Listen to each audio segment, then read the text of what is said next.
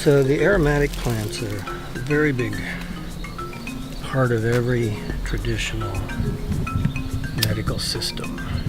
And they're used in a lot of different ways. And one of the ways that crosses over between medicine and spirituality is when a plant is used in a ceremonial, ritualistic way, such as frankincense. And so frankincense is famous for ceremony and ritual, but it's also famous for its antimicrobial powers and its antidepressant, anti-anxiety powers. So we can use a little bit of frankincense on the coal for spiritual and medical purposes. You want to talk about some resins? I do. Let's talk about frankincense. This one is Boswellia freeriana. And this one is in a particular shape that actually reveals the leaf that the resin was gathered with. So the harvesting of both of these resins involve cutting the bark, and the bark bleeds. The tree bleeds, and so this is crystallized tree blood. The blood of the tree is the offering, spiritually, and as we inhale it, then it comes in through our breath, and that touches our brain, and it enters our respiratory system, and it enters our heart. And so just through this simple act of putting a little bit of resin on a coal and then using it in ceremony, we have actually created a bond,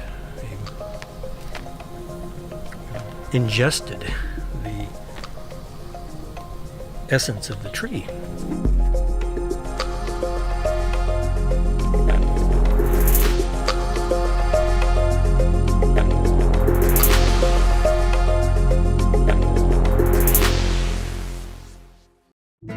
I went through training in Chinese medicine, and I went through training in Ayurvedic medicine and Tibetan medicine, and I learned all of these concepts, the language of ecophysiology.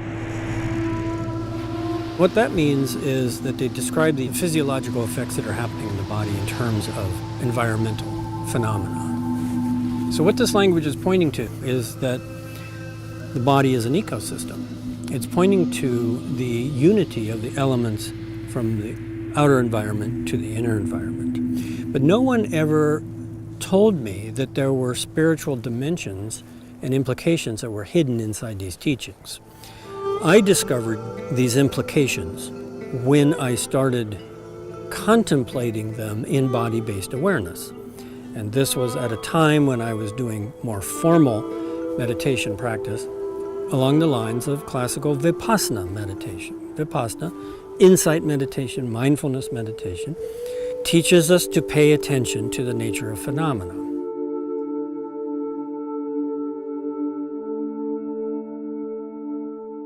What I realized is that classical medical systems are talking about who we are. They're talking about our true identity.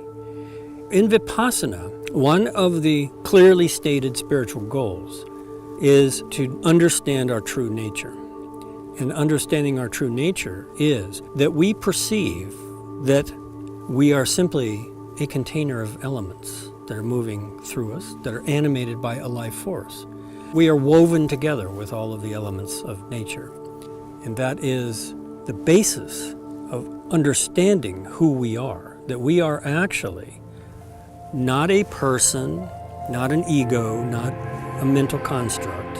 There's a process in consciousness that is creating the perception of the self, but there is nothing that can actually be found at a biological level in the body.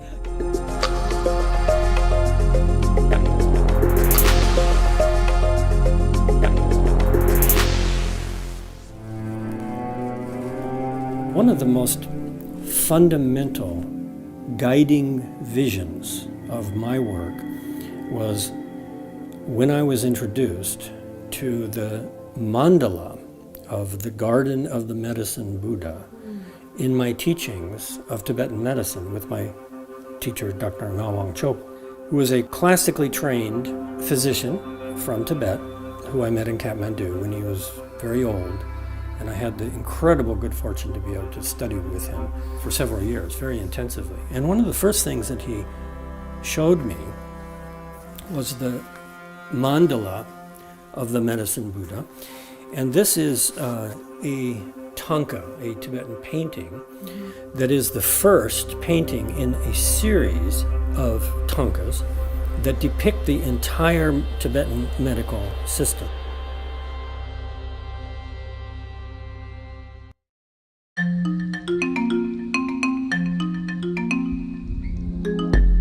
One of the first things that I learned was that everything in the world is a medicine. So we can look around. This pine tree is a medicine. Very simple. You can just take scissors and cut the pine needles, chop them up a little bit, put it in a pot with 1 or 2 cups of water and simmer it with a lid. And a lot of medicinal compounds are going to come out, including the aromatic essential oils, and those have a very nice effect on the respiratory immunity and digestive system. But it's full of a lot of other things, antioxidants and many compounds that are very good for boosting the immune system. A lot of people have started to become really aware of the value of herbal medicine because there's nothing really that pharmaceutical medicine offers us for boosting our immunity. Medicinal plants do 2 things that pharmaceutical drugs cannot do, and that is they boost our vitality and they detoxify us. And there's no prescription drug that gives us nutrition, which is the basis of vitality and immunity, and there is no prescription drug that detoxifies us.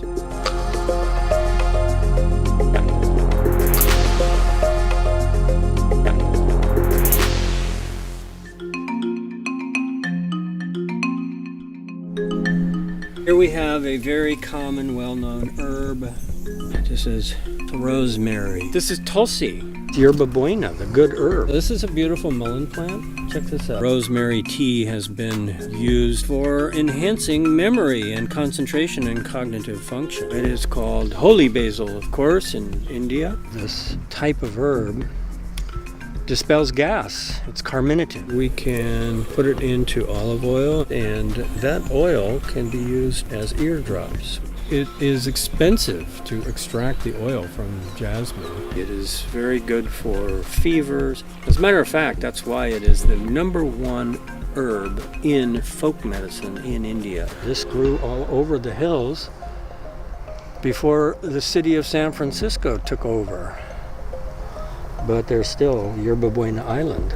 We need very little of it, maybe 1 drop, and anoint ourselves with 1 drop of jasmine perfume. And that is going to give us a wonderful euphoric kind of effect. What we could say about jasmine fragrance is that it is probably the most intoxicating aphrodisiac.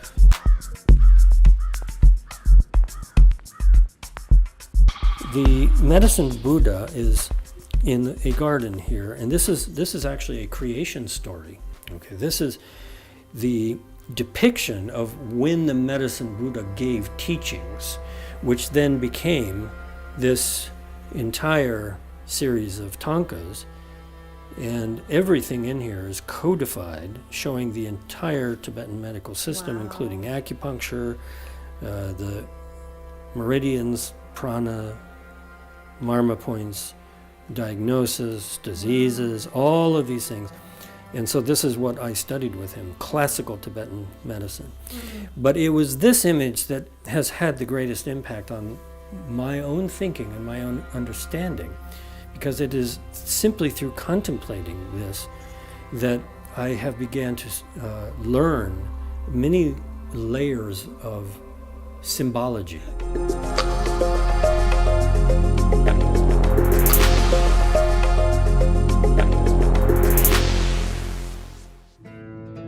Let's talk about essential oils. Okay. Aromatherapy is a really good example of how we use the compounds that the plants produce for themselves for parallel human purposes. So let's say spruce, a conifer. So the tree is producing these compounds to protect itself, and then we distill the essential oil and put it into a bottle. And this is literally the immune system of the tree in this bottle. Now, we're going to open this up, and we're going to put it in a diffuser, or we're going to put it on a perfume strip, and we're going to inhale it, and we are then breathing in the compounds that the tree produced, and those compounds working in the respiratory system of the human body protect the human body. Wow. So here we have a perfect example of biological unity. The mucous membrane of the respiratory system is an upside-down holographic mirror image of a tree. All right? And so the trees are producing these essential oils in their leaves on the surface to protect themselves, and we are using them to protect the surface inwardly. Therefore, we can talk about essential oils as a form of medicine that we are inhaling that demonstrates biological unity with trees.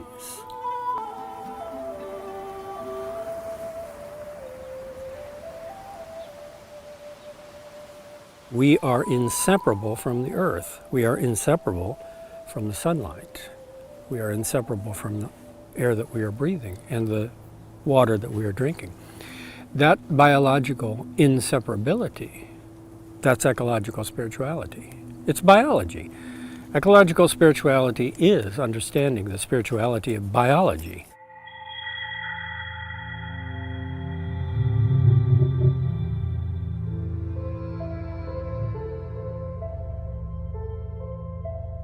The most important teaching that I have received throughout my entire medical career has been this image of the world as a garden of medicine, if we can see it and appreciate it and preserve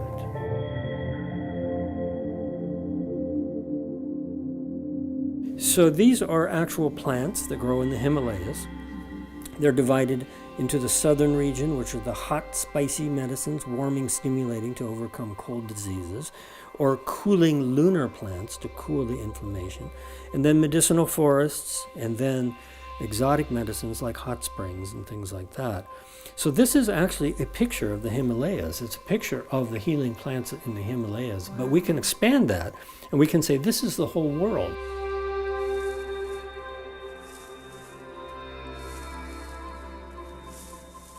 If we understand that everything in the world is medicine, then we understand that everything in the world has healing powers, and that gives us a kind of respect and reverence for nature.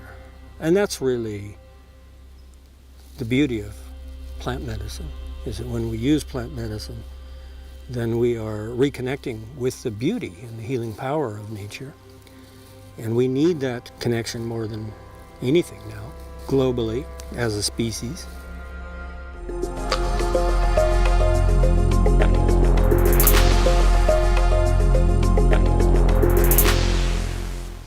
Everything we do has an impact. And so therefore, if we eat a diet of healthy organic food, we are supporting ecological agriculture, and that is making a big impact environmentally, which is one of the antidotes to climate change.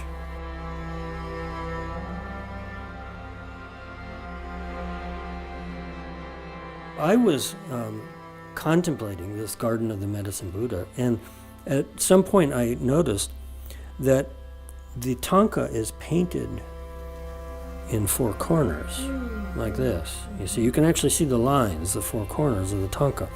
And guess where the four corners all intersect? They intersect right in the heart of the Medicine Buddha. Now, this has a lot of meanings. One meaning that is very relevant to society is that this is an image that shows humanity in its enlightened potential state, living in harmony, in other words, from the heart, with all of nature. You see, so this is a vision of utopia. It's a vision of our potential as human beings to actually relate to all of nature from the heart.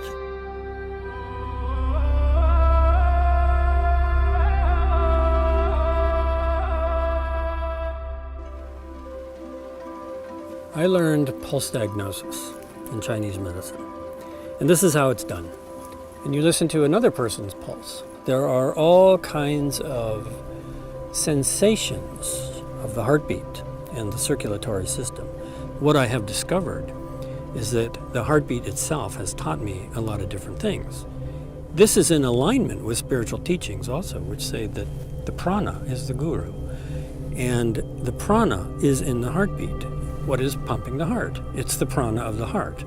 So what we can see then is that this mandala tells us the world intersects in the heart. The heart is the center of our world. And biologically, that is correct. And if we are listening to the heartbeat, we are listening to the center of our own mandalic existence. And we can actually feel the earth and the water and the fire and the air moving through the container of space that is the heart.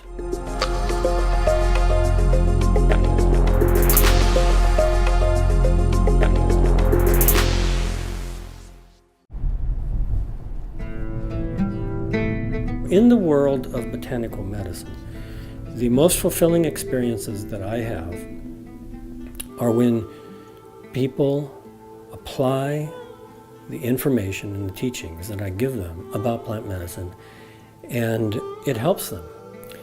And in many cases, they work dramatically well, and that's very fulfilling. When I'm in conversation with people about the medical side of things, it's frequently inseparable from the discussion about the spiritual context of how they got sick, what is the lifestyle, what are the contributing mental and emotional patterns, all of these kinds of things. And in a certain way, holistic medicine is really dealing with trying to change life.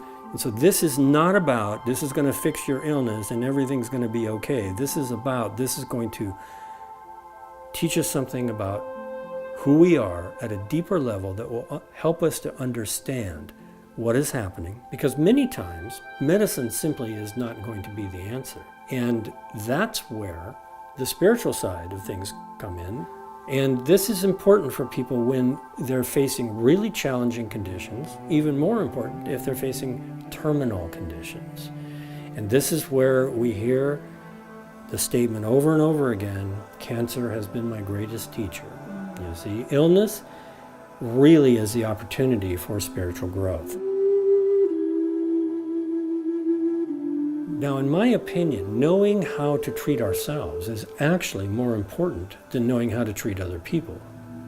Because if we know how to treat ourselves, then we know how to take care of our own life first, and then that automatically gives us expertise in how to help other people. And that's the best service that we can make. If we can be a healthy person, we are adding to the health of society. If we are deepening our own spiritual practice, we are deepening the spiritual maturity of the culture. It is really about the highest level of medicine as defined in the classical traditions. And the highest level of medicine is not the body. The highest level of medicine is illumination.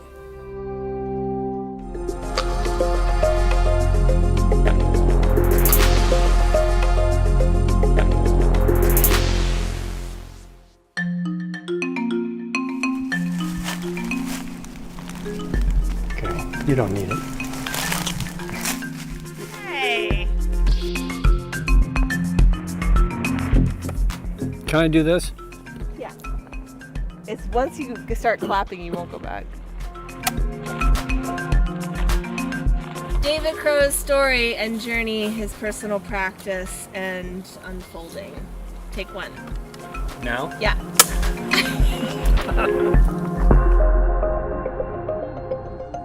Are you starting to feel the effects of stress and age creeping in?